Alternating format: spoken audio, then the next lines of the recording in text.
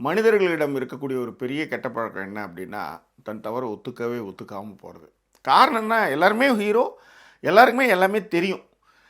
அவனுடைய கம்ஃபோர்ட் ஸோனுக்குள்ளேயோ, இல்ல அவனுக்கு புடிச்ச விஷயத்திலயோ நீங்க வந்து உள்ளார நுழைஞ்சு ஏதாவது ஒரு அட்வைஸ் பண்ணாலோ, இல்ல அவன் வந்து நெனச்சது வந்து ரொம்ப தப்புன்னு நீங்க நெனச்சியாலோ, இல்ல அவன் நெனச்சது தப்புன்னு நீங்க ப்ரூவ் பண்ணா கூட அத ஒத்துக்க மாட்டாங்க மோஸ்ட்லி.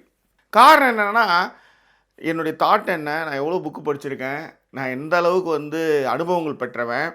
அப்படி இருக்கும்போது நீ எப்படி வந்து என்ன வந்து நீ வந்து தப்புன்னு சொல்லுவ? என் தாட் ப்ராசஸ் நீ எப்படி தப்புன்னு சொல்லுவ?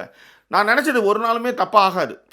"வச்ச குறி தப்பாது, எத கண்டு அஞ்சாது, எதிரியும் விடாதுன்னு" ஒரு பாட்டுலாம் வருதுல்ல. அது மாரி நான் ஒண்ணு கால்குலேட் பண்ணனா, உன்ன வந்து நான் வந்து ஃப்ரேம் பண்ணனா, அது கரெக்ட்டு தான்.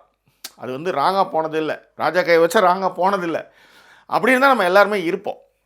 ஆனா, ஒரு கட்டத்தில நான் ஒரு தாட் ப்ராசஸில, ஒரு ஃப்ரேமில உன்ன ஒரு மாரி பார்த்தேன்.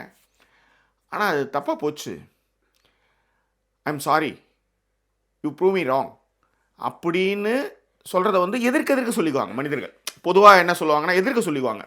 நேருக்கு நேராக ஒன் டூ ஒன்ல சொல்லிக்குவாங்க. ஆனா பொது வெளியில சொல்றதுக்கு ஒரு கட்ஸ் வேணும், ஒரு தைரியம் வேணும். அப்ப அந்த கட்ஸ், தைரியம் எங்க வரும் அப்படின்னா, நீங்க உண்மையிலேயே நீங்க மெச்சூர்ட் ஆயிட்டா மட்டும் தான் அந்த கட்ஸும், தைரியமும் வரும்.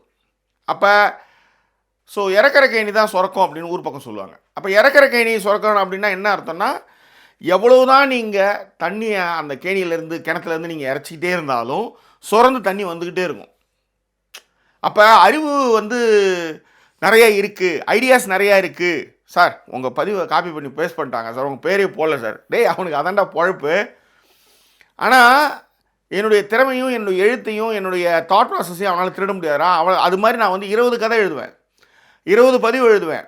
அப்படின்னு நெனைக்கிறது, சொல்றதுலாம் இருக்குல்ல. அது காரணம் என்ன?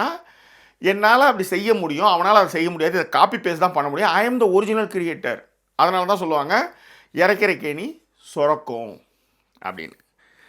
அந்த மாரி யூத் படத்தினுடைய ஒரு ப்ரீ ஈவென்ட் அது.